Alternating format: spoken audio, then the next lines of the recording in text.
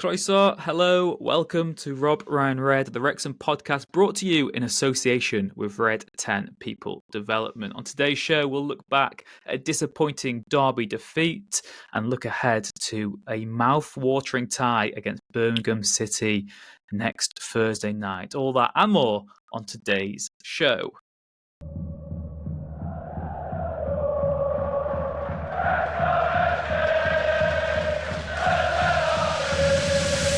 Rob Ryan Red.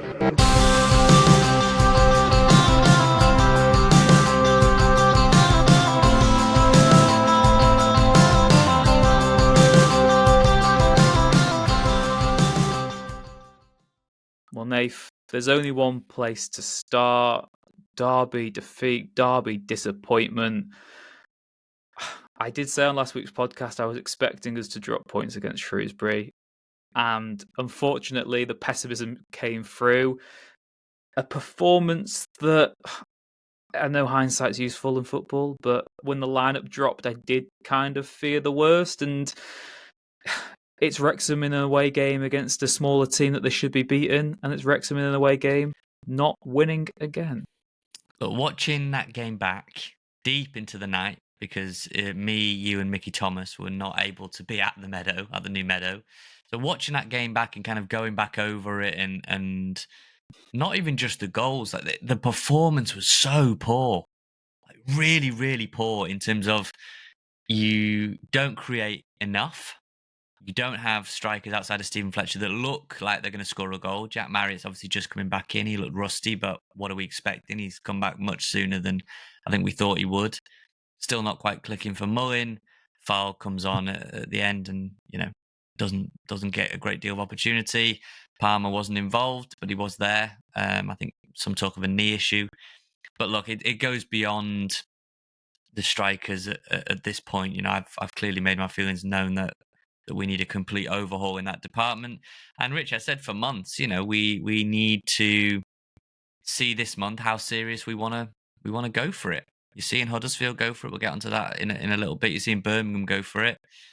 And we're sitting on our hands, and it's a familiar tale of woe. But I think actually that this performance, I think it was worse than Stevenage. I think it was worse than some of the other defeats we've had this season. There was frustration at Charlton when you throw it away there, but you play well in spells.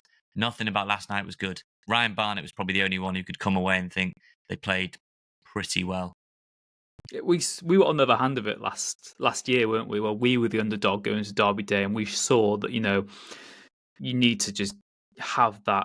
You can talk about performance, but you need to want it on the night, and you need to be right up for it. And we just didn't. Do you know what I mean? We just didn't look up for it from the very start. Shrewsbury looked like similar to when we lost to Tranmere at home last season. They just had so much, maybe more bite and hunger about them. It was just a really disappointing flat display. And again, like I said, it's very easy now for us to be like, oh, the formation, the lineup was wrong. But as soon as the team dropped, you worried where the threat was going on, because we know Stephen Fletcher, and we gave him that apology last week. He's been a fantastic impact player from the bench. But there's a reason he doesn't start games, and it's because you do only get maybe 45 minutes of him at his optimum, and then there's going to be that drop-off, there's going to be that decline. That's why he's so good off the bench against the tired legs. In terms of the midfield as well, I feel like since George Dobson's dropped out of the team, we've just lost that bite, that energy, and that sort of tenacity. We've got some good players in there, we've got some good runners, but I think that George Dobson just gives us something extra. He gives us something that's almost unquantifiable in midfield that we have been missing in these last few matches. And I'm just so disappointed, mate, because it's a derby and upsets happen in derby. And, like I said, we've had so many times where we've been underdogs going to derby days and we've pulled out great performances. And we've had it, on the other hand, where we're expected to win and we don't.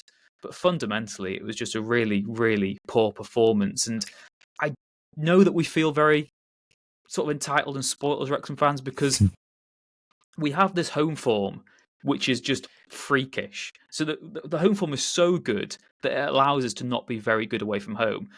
We are fundamentally never going to have away form as good as home form, because the home form is just, like I said, out of this world. But that doesn't mean that we can't criticise the away performances. And it just irritates me, because we are I know we should be very happy where we are in the league and we get all happy clappy. But if you look at the way that these performances seem to be such a regular occurrence away from home, like why is that? I just cannot put my finger on it.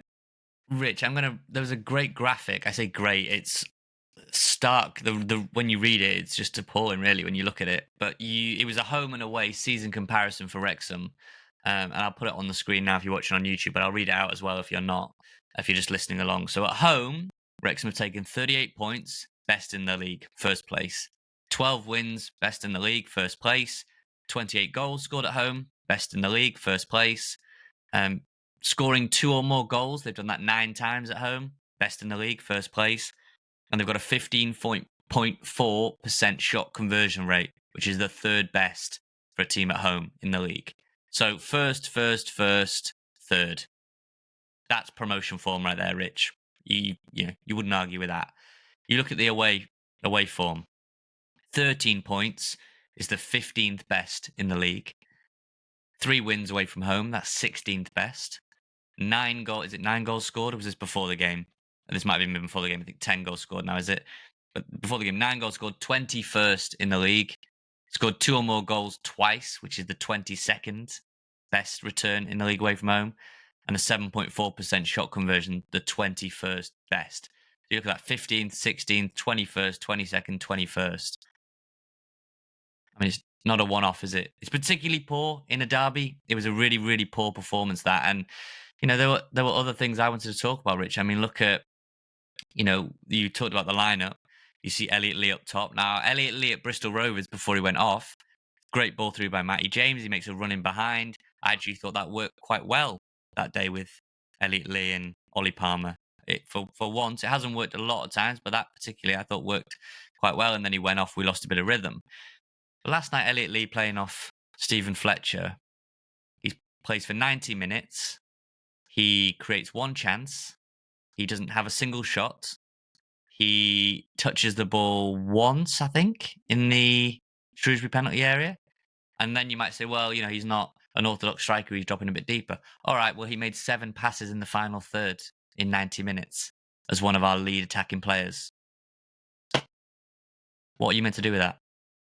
Yeah, like I said, there's one slight bit of like a caveat is that our away form is going to be worse because every team, it's their cup final hosting Wrexham, isn't it? I know But you've got Birmingham 15, as well this 16, season. 17th, 18th, 19th, 20th. I mean, that's I know. just I'm above just the giving relegation myself, zone. I'm just trying to give a little bit of balance here, a little nuance. That there is the element that every team, and particularly Shrewsbury, they are so up for that, and they've beaten Wrexham and Birmingham at home this season. Okay, so it's not just us who have gone there and not performed, but like you said, it's a reoccurring factor. So that is the issue. And we speak about formation every single week, and I still just don't know what the solution is, because as much as I want to criticise the formation, what would I actually have wanted different last night? I would have liked Dobson from the start, and I would have just liked a proper strike force. Just give me Mullen and Fletcher. Do you mean if Palmer's not fit enough to play, just give me a proper strike force, because you have to score goals. Like, that is fundamental. If you want to win a game, you've got to be scoring goals, and I just. But Rich, goals. Let me give you an example here. Richard Kone, who not many people, none of our lot were talking about heading into the season. He's got 13 goals in League One this season, right? Wrexham strikers combined, Stephen Fletcher 6 goals. This is going into the 3rd week of January almost. Jack Marriott 5 goals. Ollie Palmer 3 goals. Paul Mullin 2 goals. Mo Fowles 0 goals. Obviously John Daddy Budvarson's left now. He's gone to join Burton Albion. 0 goals. So in total this season, our striker core has scored 16 goals in League One. Kone alone has got 13. Louis Barry got 15. Stansfield and May combined, they're on 22. We're anemic up front, mate. Anemic. I think if Marriott hadn't got injured, he'd be on 10 or 12 goals. I do honestly believe that. The other factor, I think, is just it's a reality that, well, we have got League One and maybe some Championship quality further back in the squad.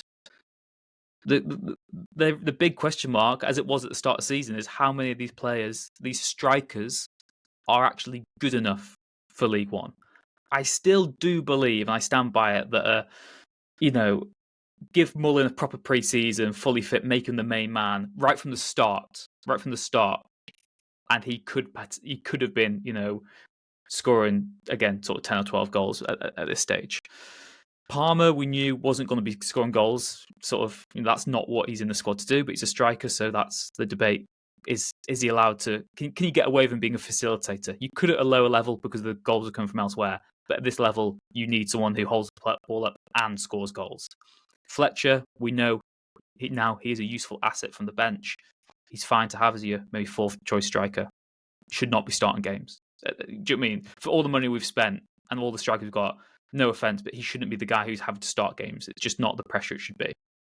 And then you got Mo Farl, who I think to a degree has been mismanaged. Wrexham Insider, there's your headline. Because again, like last night, you're now bringing him on Derby Day, where we've got to go rescue a point. And he's not had the rhythm of games. There's been opportunities to play him in the past where he's not had that chance to build the confidence. He's had a few okay, encouraging cameos, but he's now at the point where he's becoming almost that sort of comedy figure that it's like, oh, here's Mo Farl to save the day, sort of thing. Like, and you can almost hear the sort of groans. You can see people's eyes rolling back, like, oh yeah, Mo Farl's coming on now. Great, this is our saviour. But I think that's because he's not been given those opportunities in games where we've been winning towards the end. Give him half an hour. In these Virtue Trophy games, give him the full 90 minutes, regardless of the opposition, because you need to invest in him. We had 4 strikers on the pitch by the end. 12. We had 12 shots on the night. Okay, I know I'm throwing stats galore at the listeners and viewers today, but we had 12 shots. How many do you reckon of those 12 actually made it on target? Well, there's got to be one because we scored. There's at least one. Maybe 3? 2. We had 2 shots on target of 12. 2 shots on target of 12. That's not good enough, mate. Well, this is another thing, is that when you look at the team that finished the game, like you said there, you've got all those strikers on the pitch. That's all well and good, but the problem is who's given them the ball. Right. You actually only need 1 or 2 strikers on the pitch at a time. You don't need 4 because they're all in the same space then, and they don't know where to go, and their positioning's all over the place. I get it in certain circumstances. You put an extra striker on to get an extra ball in the box maybe, or you put a centre back up front just to give them a bit of uncertainty in the box. But having like 3 or 4 on at once, who's playing the ball to them? Like, there's no point having a striker if they're not getting the service. And it's a combination, I think, in that regard. But ultimately, for me, it comes down to the fact that we spoke about on last week's podcast. We are in a position now. We are so grateful, and we are so close to a potential promotion this season. We have to throw everything at it. You've mentioned Birmingham, you mentioned Huddersfield, get onto them shortly. We need not a League One quality striker, we need a Championship striker this month. Otherwise, you can kiss automatic promotion goodbye.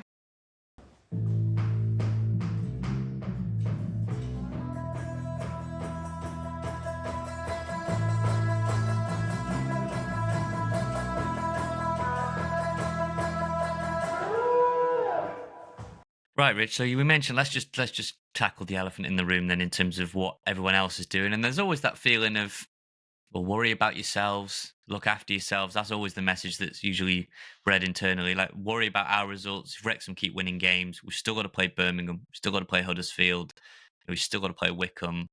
And there are a lot of games where you can take points off rivals. Still got to play Stockport and the like, Reading as well, who are up there.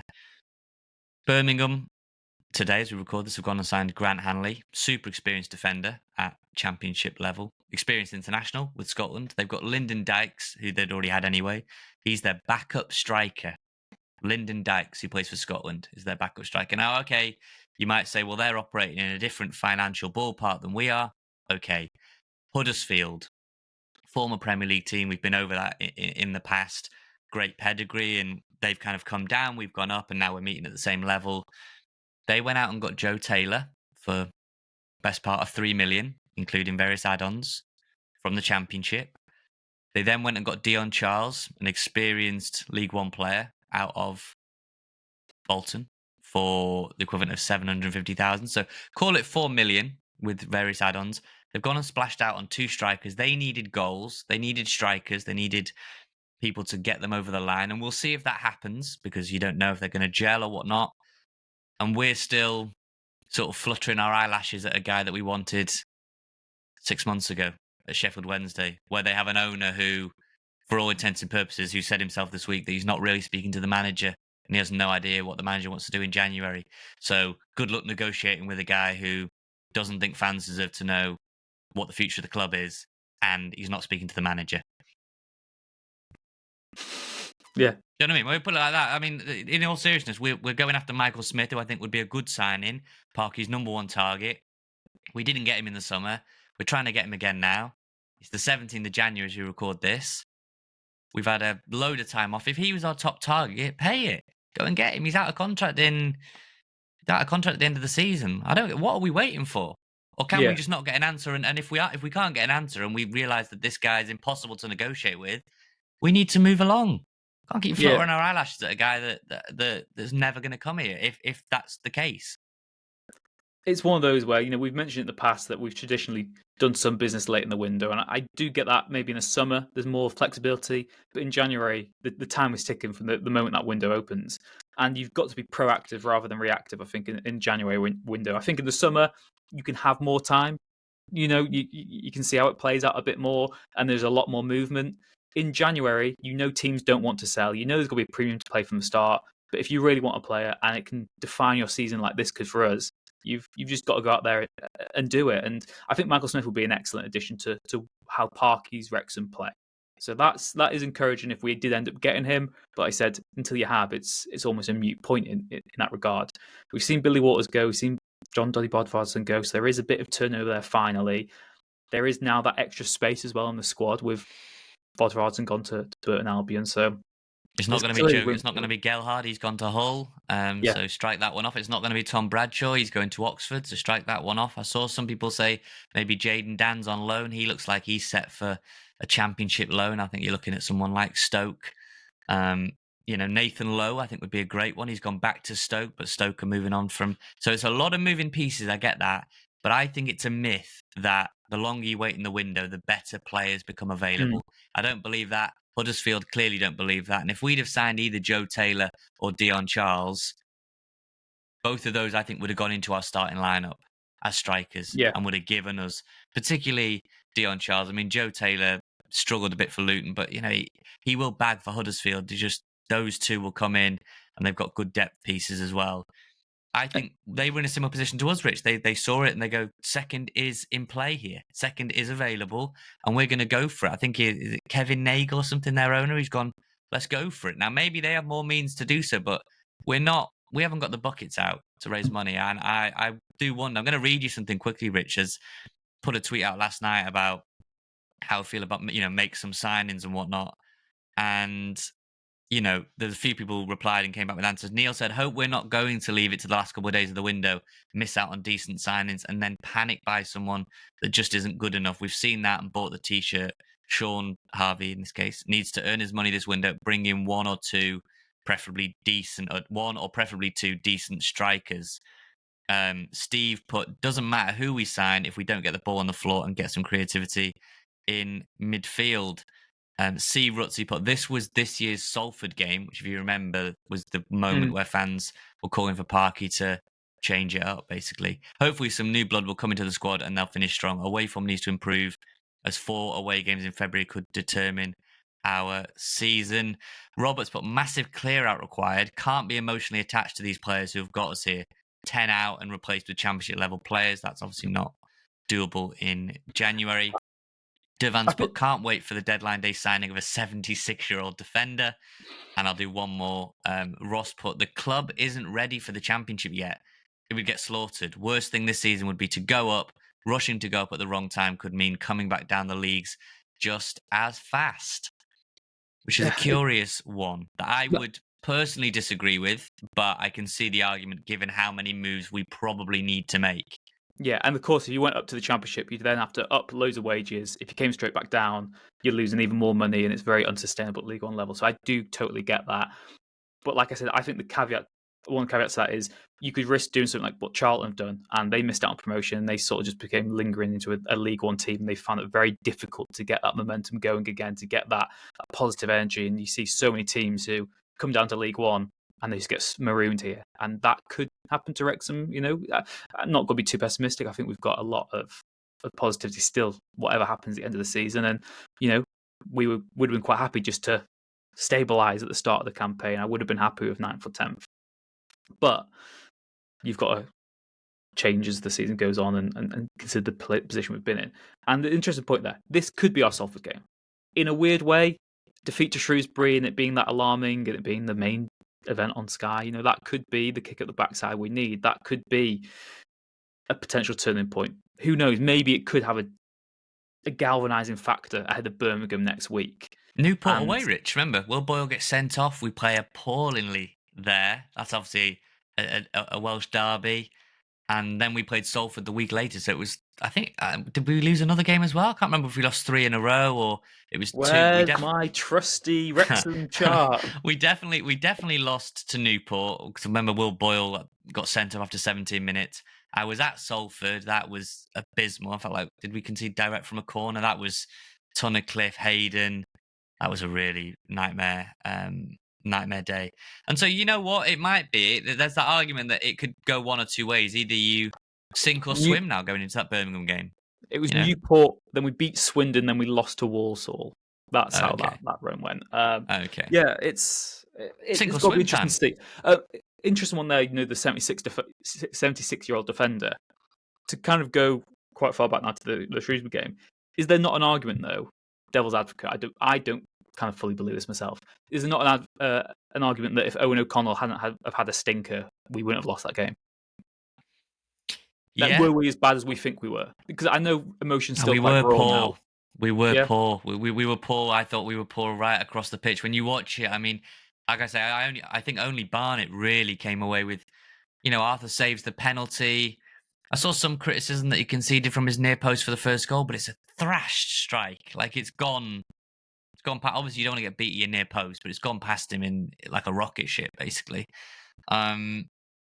I don't know. I think there was so many problems that extended beyond Owen O'Connell, but at the end, Rich, when we give our teams, I think we'll be able to get a bit more into O'Connell. Yeah, we'll get that for when we get to the Birmingham preview. But it's just a difficult one to gauge, and it will be even more pressure now on that Birmingham game coming up, won't it?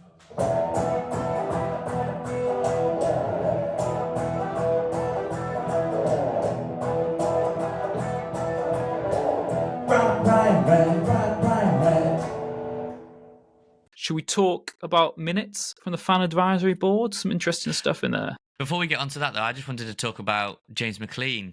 And look, I don't sound like Dean Keats there, but James McClean is who he is, and the fire inside him, the fitness, the standards he holds, incredible. No one can knock him for that. He's played at the highest level, is the fittest guy in the squad at mid to late 30s. But he has been for a while, but he's particularly now a disciplinary problem because he got booked in what was the 98th minute last night. Got booked in the 92nd minute against Wigan. Booked after the final whistle against Bristol Rovers.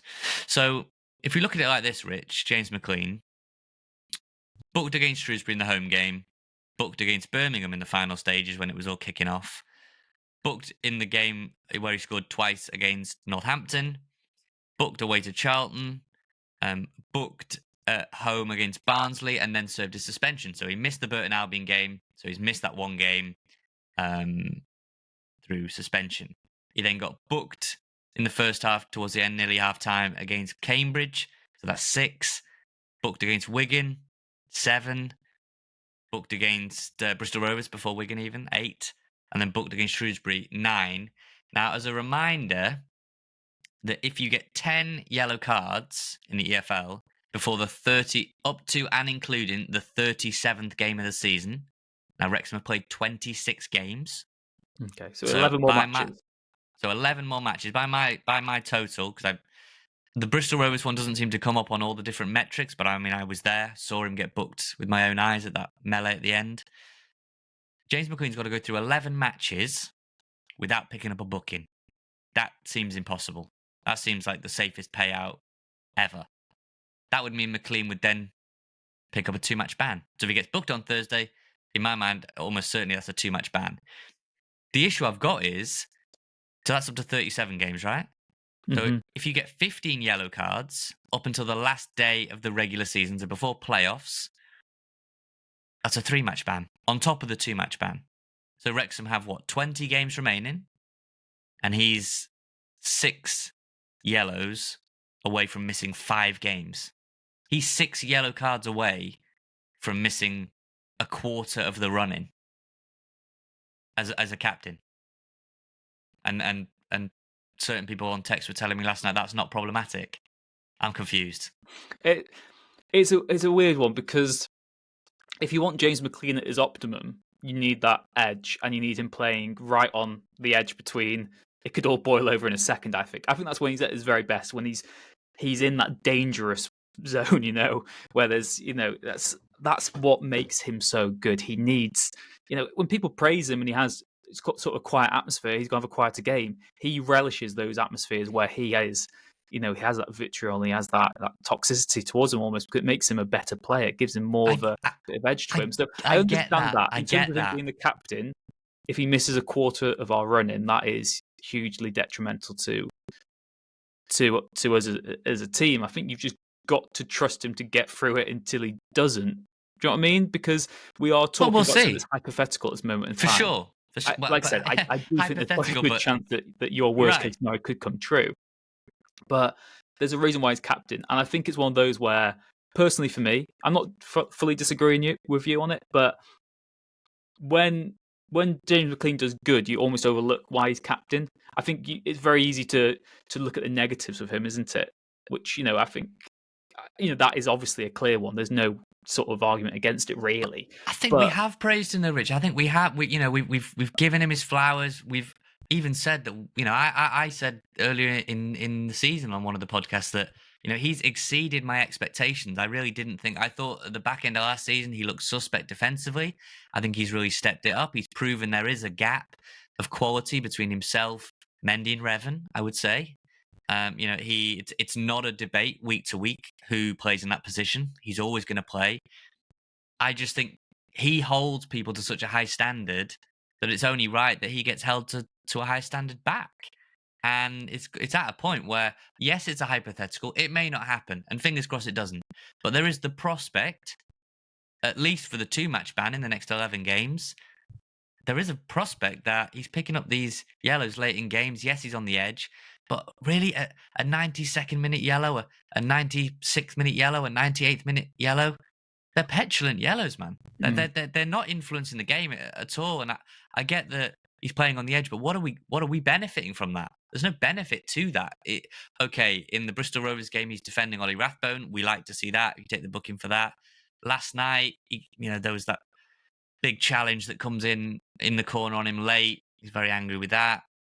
Wigan, I don't actually recall the yellow card, but I think he has elevated a lot of people's standards with the way they train, the way they prepare for games, etc., etc. I only think it's fair game that you say to him, look, if you were to miss a quarter of our running as the captain, that simply is not good enough. And if people want to debate me on that and argue and think I'm being overly harsh there, so be it. But I need and expect more from the leader of the dressing room. Yeah. Let us know what you think of that one. If you're watching on YouTube, Rob Ryan Red on there, robryanred@gmail.com as well, and robryanred.com. Get us on the contact page. We have got a insight into Birmingham City coming up with a Birmingham Mail reporter. Before that, though, Nath, as we mentioned, the fan advisory sort of board minutes and some interesting bits of information from there. Yes, yeah, they're always pretty interesting. I mean, they have a meeting every couple of months. I think the next one will be in March.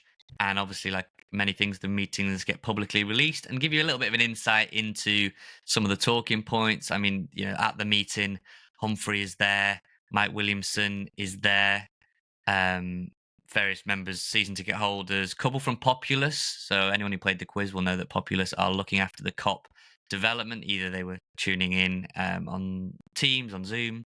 And so I thought I'd pick out a couple of bits, Rich, mainly on the COP update, to talk about what's been going on.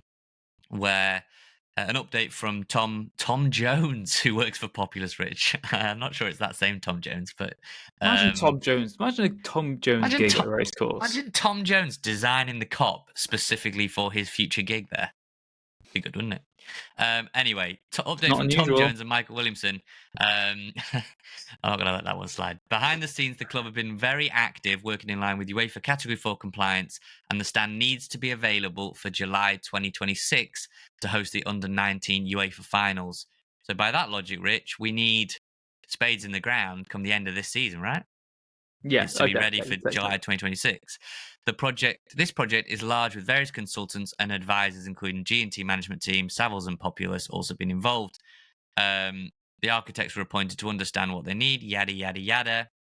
And they talk about they're looking the best way to factor in disabled spaces and acoustic design. The standing is still being considered.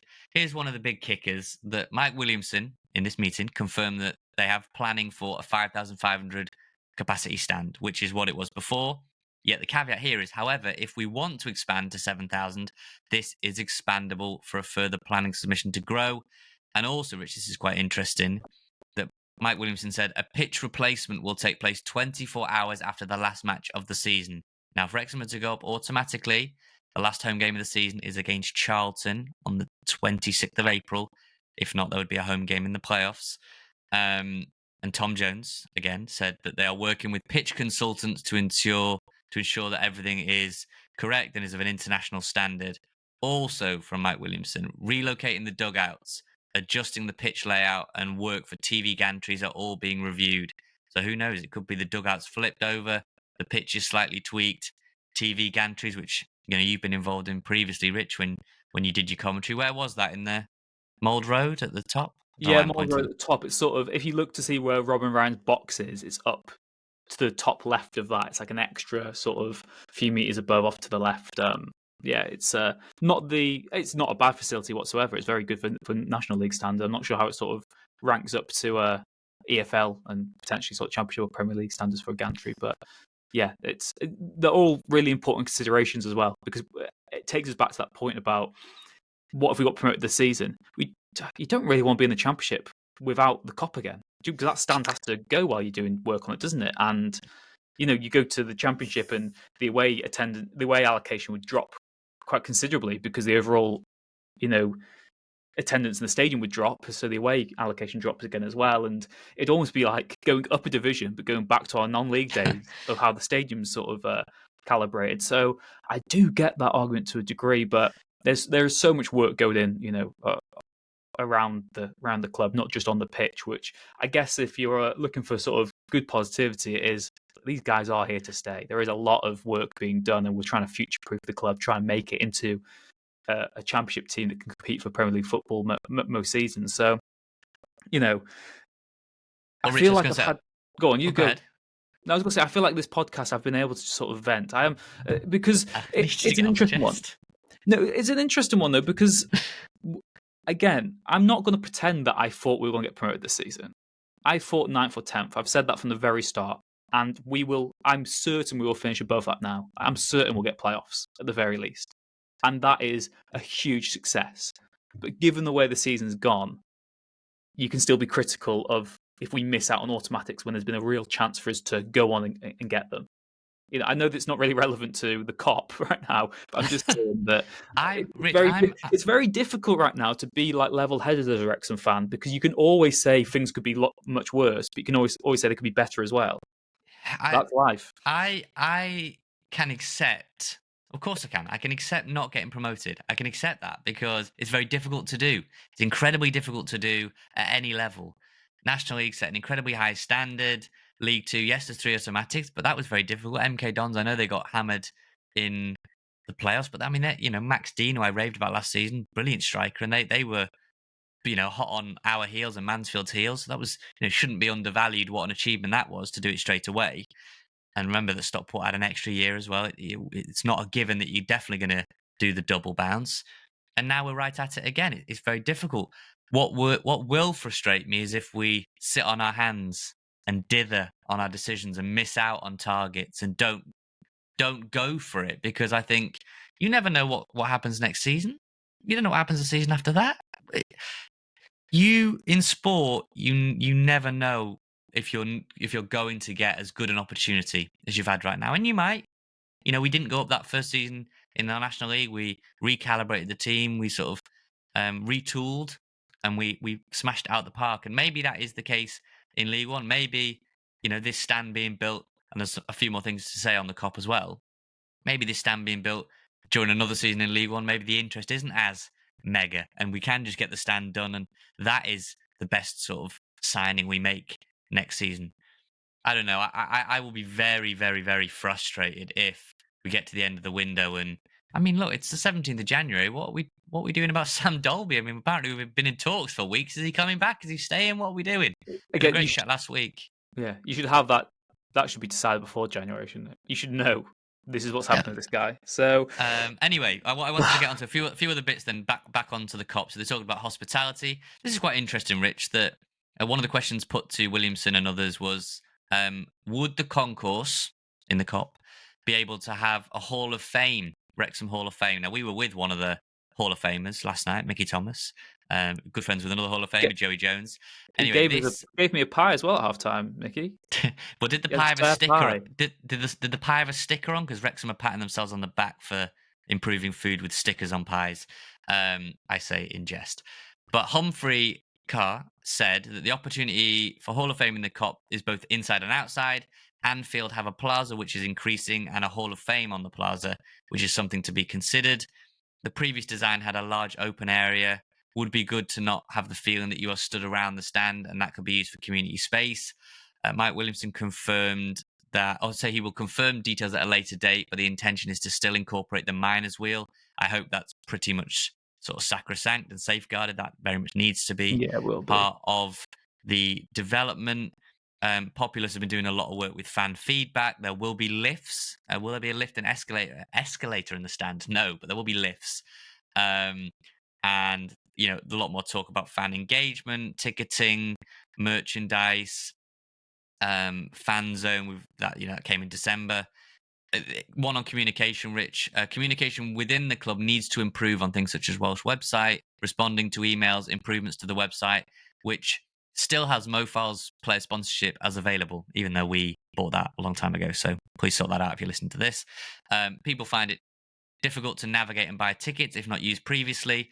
And I was thinking as well, Rich, just thinking out loud, it might be useful for people if we do a how-to guide to buy tickets, because we do get a lot of messages on Instagram more recently about people that are traveling over, not quite sure how they can buy a ticket. Maybe they don't want to sit in a temporary stand. What are your avenues? What are your options? And while they are limited, and particularly if that stand goes, the temporary COP, but I think in soon we're going to try our best. Between me and Rich, we'll do a how-to guide if we can on potential options where you can find swaps and sales and resells and all that jazz. I know that specifically a lot of people from Europe have been messaging recently, Rich, to say, how can I get a ticket? Is it possible? But yeah, COP sounds like they're trying to get it to a point where it could be 7,000 behind that goal. It could fill in the corners, and then everything comes together like a bit of a jigsaw puzzle. But really, we've been talking about the COP for a while. We need to see spade in the ground, and let's get the bricks and mortar out.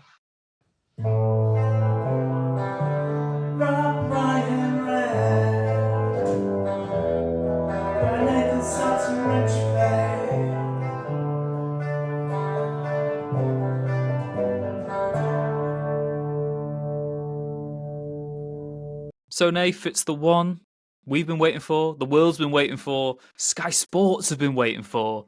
Wrexham against Birmingham. Take 2, the Kairos, Thursday night. It's sure to be an epic encounter. Can Wrexham bounce back from Derby Day defeat and prove their promotion credentials? Or will the high rollers of Birmingham City come and showcase their millions and millions of pounds worth of talent? It really is an intriguing one. I still can't really call it. It's head versus heart stuff because next week. Yeah, it's gonna be Yeah, I can't call it. I'm interested to know what supporters think the result will be if they're watching this on YouTube. But ahead of the game, we decided to get an opposition insight into the game, and we caught up with Alex Dicken, who is a Birmingham City reporter for Birmingham Live, and he's half of the Keep Right On podcast for Birmingham City. And this is what he had to say ahead of their hotly anticipated trip to North Wales.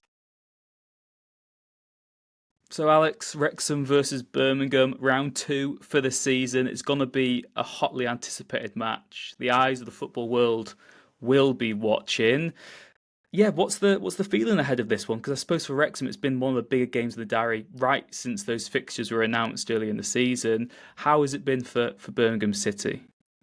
Yeah, I think it's quite similar in a way, actually, because, you look back to the first game between the two clubs and how kind of well received it was, not just in England, but around the world, and then the attention it had on it, being the only game on Sky that particular night. And interestingly enough, Sky have done the same thing this time around to make it a showpiece fixture on Thursday night.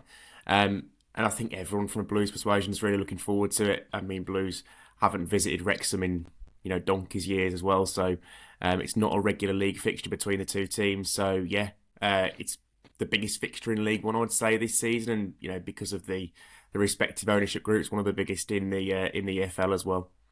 How have Birmingham fans found the sort of circus around the club, I suppose, in terms of the media coverage and stuff? Because Wrexham fans, it's something we're new and used to. It's nice being relevant again. People used to pity us, and now they hate us, and we quite like that. For Birmingham, I suppose, difficult seasons in the Championship, and sometimes it feels like you need to sort of go backwards to go forwards. How have Birmingham fans sort of found the coverage and the way that the club has been sort of transformed by this takeover? Yeah, the coverage, to be fair, has probably been a little bit different to Wrexham's. It's not been kind of so big, I would say, so far. Wrexham are obviously are different because they've got Hollywood owners, two really public faces, and probably have a lot of fans who aren't football fans necessarily following in because of the Welcome to Wrexham documentary and things like that. Whereas Blues, their fans are just kind of relishing actually winning football games and spending some money again after so long been battling at the bottom of the Championship and fighting relegation every single year. It felt like inevitably eventually they were going to go down. It was a surprise that it came on the new owners' watch, but again they were dealing with legacy issues and things like that, and 23-24 was a turbulent season for Birmingham City. Everyone can see what happened there with 6 managers at various points. So yeah, I think Blues fans, you can see by the way they've kind of rallied with season ticket sales. They've sold out pretty much every home league game so far. Away days sell out rapidly. There are going to be a lot of people who haven't got a ticket for Wrexham on Thursday that would really want one. So yeah, the feel-good factor around the club is ridiculous, quite frankly. I've not seen much like it. A team to get relegated and then all of a sudden the fans rally behind them massively and don't leave the scene. It says kind of how connected the fans and the owners are, and also that Blues fans have been waiting for owners to do right by them for a long time, and now they think they have them. When we got relegated to the National League, there was almost like a novelty factor to, we're only going to be here for a season. And we were there for 15. Obviously, that is an underlying issue that Birmingham could face themselves. You're looking on course to go straight back up, which is a huge compliment.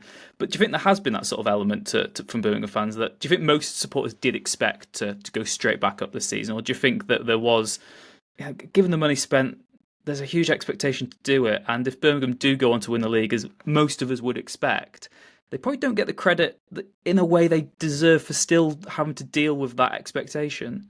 Yeah, the credit thing is an interesting one because I don't think they will get the credits. Chris Davies has missed out on manager of the month 3 times already. Even though in December they won 6 of 7, drew 1. So, he might go a full season without winning that award and then win the manager of the season award because he's won the league. And I think they will win the league. I think Blues fans did also expect to go straight back up. How can you not when you've got this group of players? They would never have envisaged being able to keep hold of Sung Ho Peck, Christian Bielik, players like that in League One. And they've added to that with, a ridiculous record sign of Jay Stansfield. Tomoki Iwata's coming from Celtic is absolutely sensational. Christoph Clara's coming from playing in the Bundesliga last year. So they've signed some very high quality Championship players, some of whom see their future being in the Premier League as well. So I expect Blues to go up. I think their fans expect them to go up, and I think everyone inside the club expects to go up this season. And Chris Davies has done a really, really good job of kind of living up to those expectations so far. Yeah, because I think it's an interesting one where, from a cynical point of view, I won't be giving you any credit. But when I think back to Wrexham in the National League, it was still a bloody hard effort to get out there. Although we had such a big advantage over the other teams, it's worth noting that look, we had that same scrutiny really, where people went, oh, they've finally gone up. It's not an achievement, but it really was one. In terms of League One itself, do you think Blues have been surprised by how competitive it's been? And I suppose as well, a follow-up question to that is, are you surprised by the two, well, as includes us as well, the teams who are challenging even now for promotion place? Yeah, to go with that one first, I am definitely in the case of Wycombe, because I watched Wycombe in August, and of all the teams Blues played in August, I wouldn't have put Wycombe being the one that were going to challenge Blues. Reading were better than Wycombe. Leyton Orient were better than Wycombe, and I'm not surprised to see them kind of fly through and recently and go into kind of playoff contention, because I thought they were really good. And also Wigan at the end of the month gave Blues a real scare. In August, Blues won 3 or 4 games, and Wycombe was probably the easiest victory. So I'm surprised by them. They've had a really good season.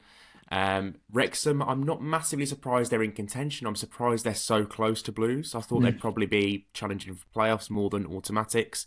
I thought Huddersfield would be the one that would be right up there with Blues. And they have, I think they've gone unbeaten or very close to unbeaten since Blues beat them on October 1st. So they seem to have cracked it a little bit. So I think they're probably going to be the team. I know Wrexham fans won't like me saying this. I think they'll be the team who'll come through for second. But yeah, I'm surprised that some other teams like Blackpool haven't been able to kind of put it together, because they've got some very good players, as we saw recently. But yeah, those 4 teams now for me are clear. I feel like Huddersfield will probably just have the edge, and they're spending money this month, aren't they, preparing to get into the Championship.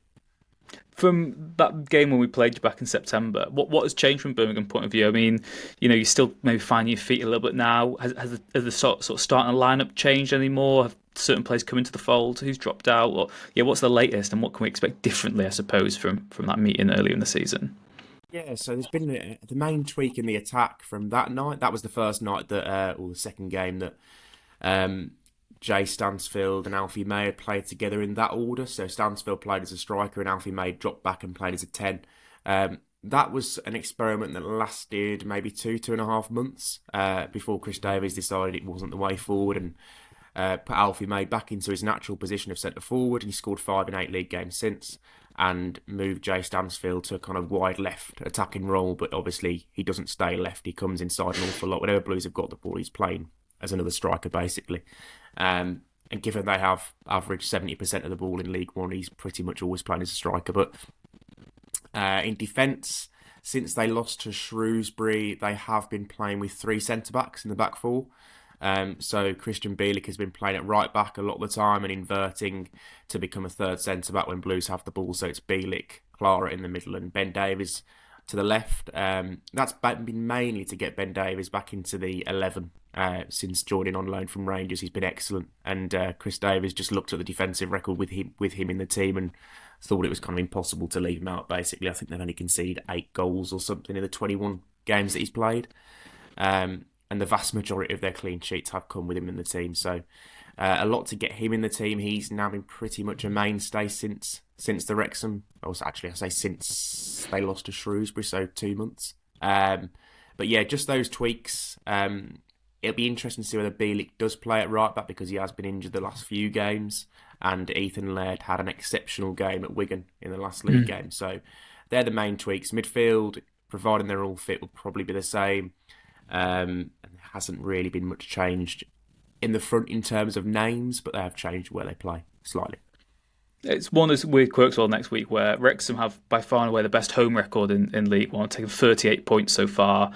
Birmingham are the third best for context, but Birmingham are the second best team on the road as well this season. So it's going to be interesting to see how those two styles of play match up. Like you said, Birmingham expected to have all the ball. Wrexham notoriously don't have much of the ball, but a good out of position, very well drilled defensively.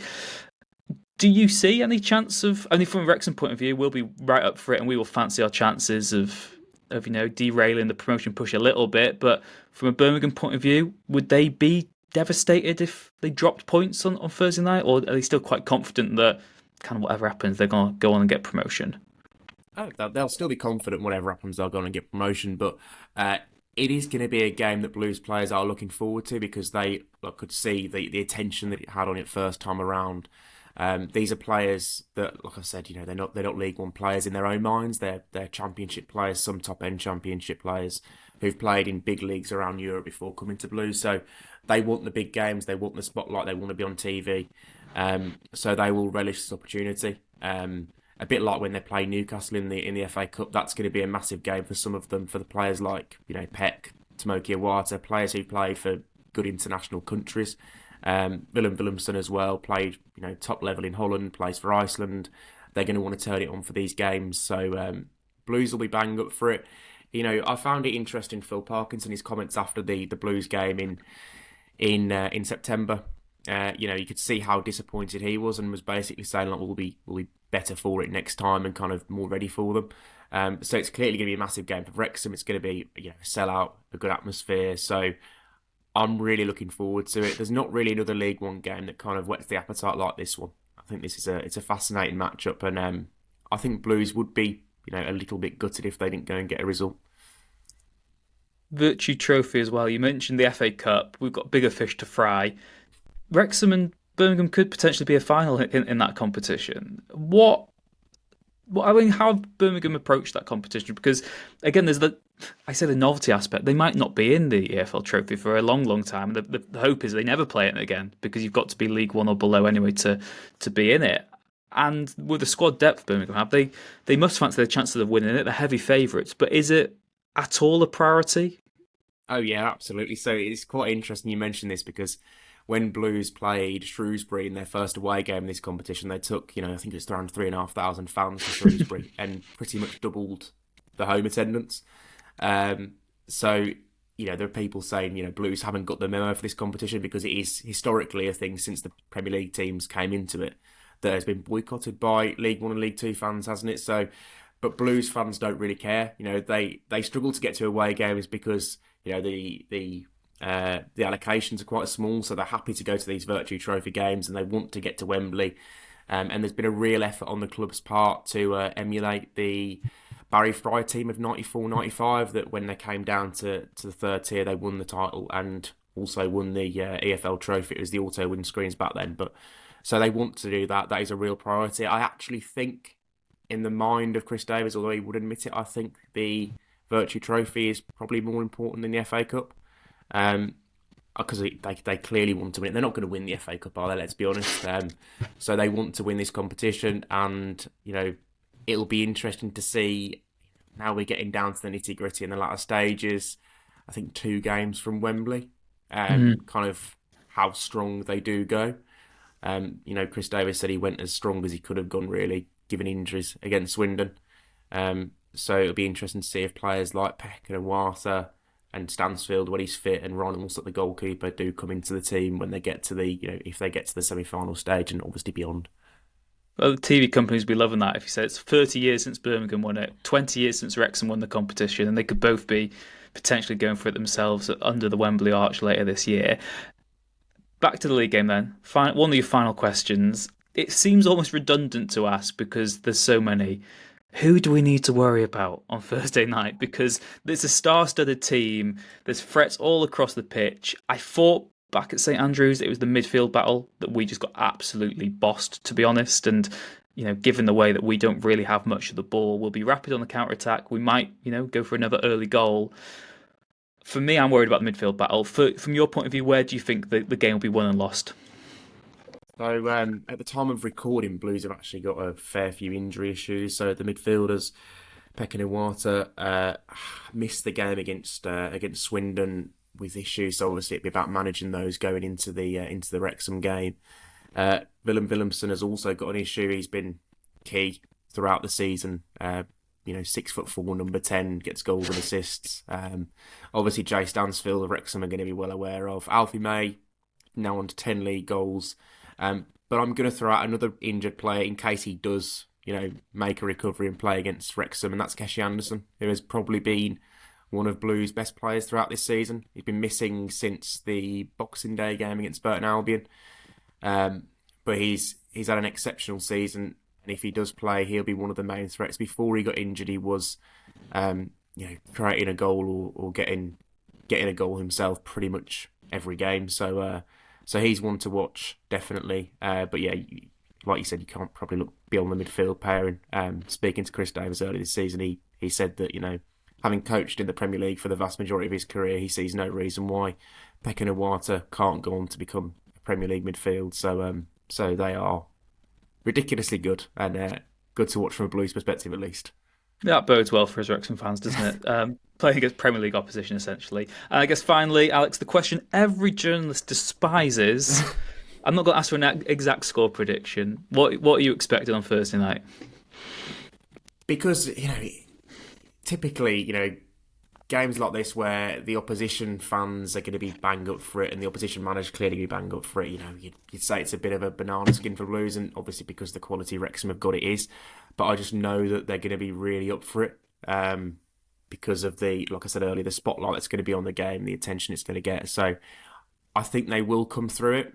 I do think Blues are going to pull away pretty soon in this race. They've obviously got a couple of games in hand on Wrexham and Wycombe. And I do think they are by far and away the best team in the league. So they will probably want to show that on Thursday. So I think they'll get the win, definitely. There's the team talk sorted. Thank you very much for that. Cheers.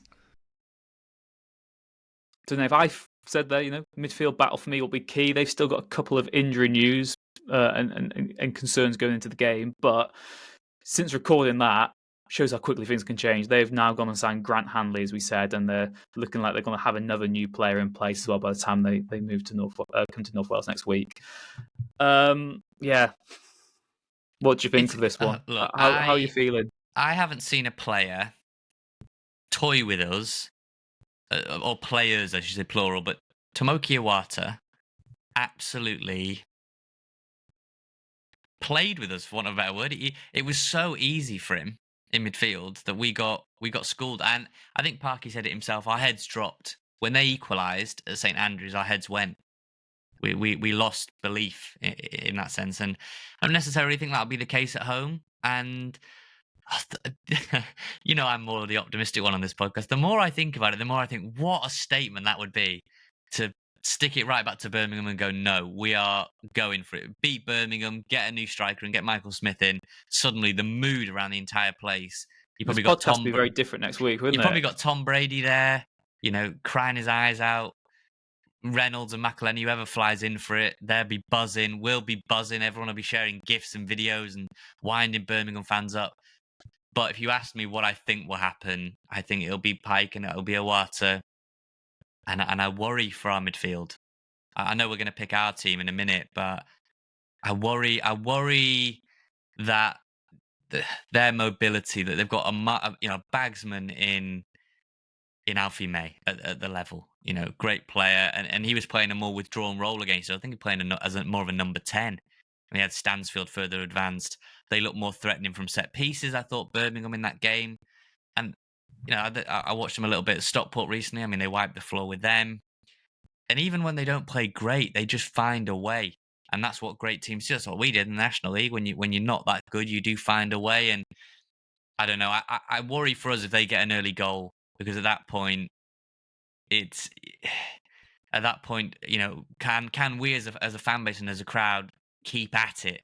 Because they're going to be well backed. We're still waiting to see if any of their lots snuck into the home end. There's some people were hastily deleting tweets, I think, that they were bragging about getting a home ticket and then were quickly deleting those tweets. The way I look at it, Rich, they've got better players than us because they've spent more money. They've got better options off the bench because they've spent more money. And we've got the more experienced manager.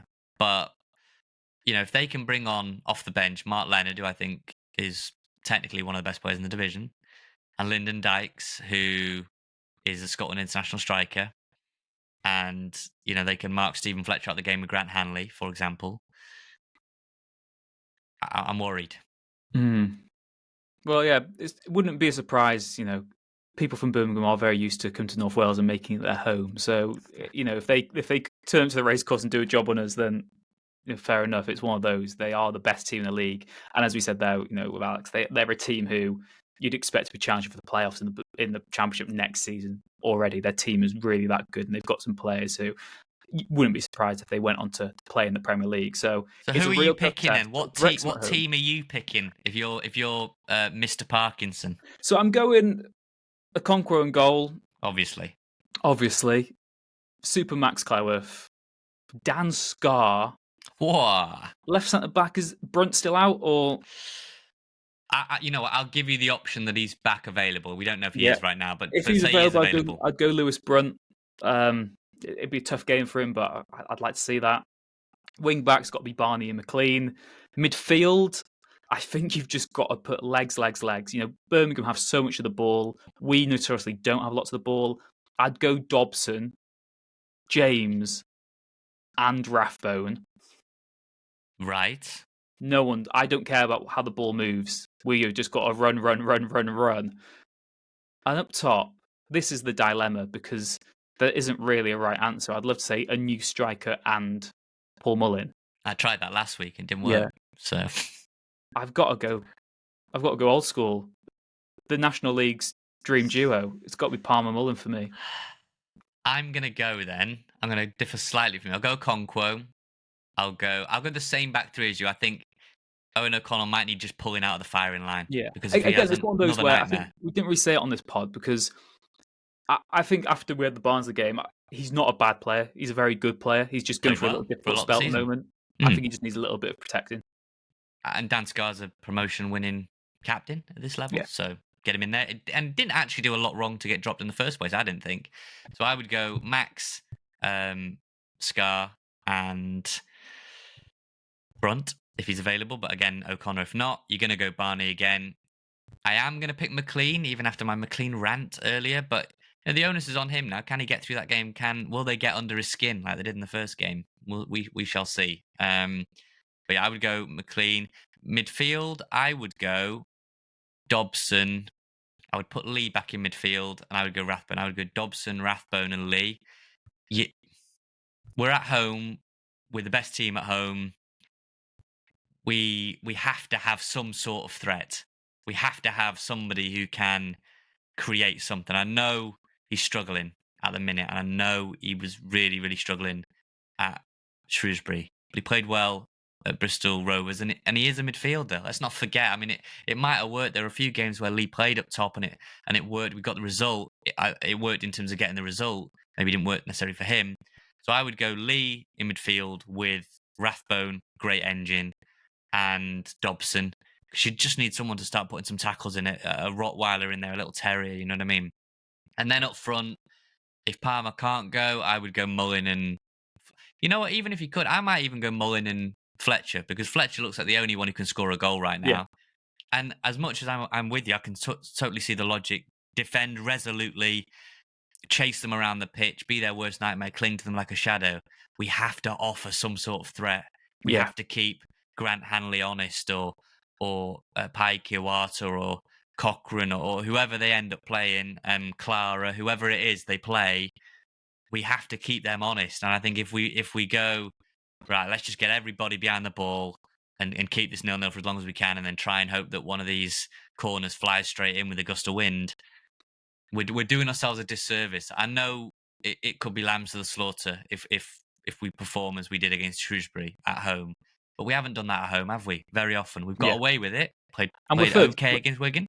And we're third. There's a reason why we're still third, and there's a reason why we're the best team at home, not only in League One, but basically in all the land. It's going to be a very difficult test, but like I said, it's going to be maybe the measure of do we go for them or do we just try and nick a point? And second's not off the cards, Rich. Let's just say we've had one really bad day. Yeah, we've had a really bad day. We've played really poorly, and we said we were going to lose games. We're going to lose games. If you'd have lost to Shrewsbury but played okay, that would still sting. We've performed really poorly and we've lost. Dust ourselves down and go again, because this is the remaining of the window now, Rich. Not only have we got two big games, Stevenage, which we'll preview next week, and Birmingham, the two teams that beat us. So we were playing teams for the remainder of the season the remainder of the month that have already beaten us, got the better of us, and it's the window. So we'll see. We'll learn a lot about ourselves in the next 2 weeks. Yeah. And you will be able to learn a lot about it as well here on Rob, Ryan, Red. As always, thank you so much for tuning in wherever you are in the world. We do really appreciate it. Sorry if we've been moaning today, but we've got a lot on our chest, okay? Need to get it off our chest. All be forgiven if you win next Thursday night, boys. Whatever happens, it's a roller coaster. It's a journey. It's the greatest story on earth. Those Wrexham pesky underdogs against those people who are killing football over in Birmingham, ruining the beautiful game that we care so much about. Thank you so much, wherever you are in the world. Remember to like and subscribe. Follow us on YouTube, Rob, Ryan, Red. Get your emails in. We will read some of them next week as well, I'm sure. Take care. We'll see you again next time. Ta-da.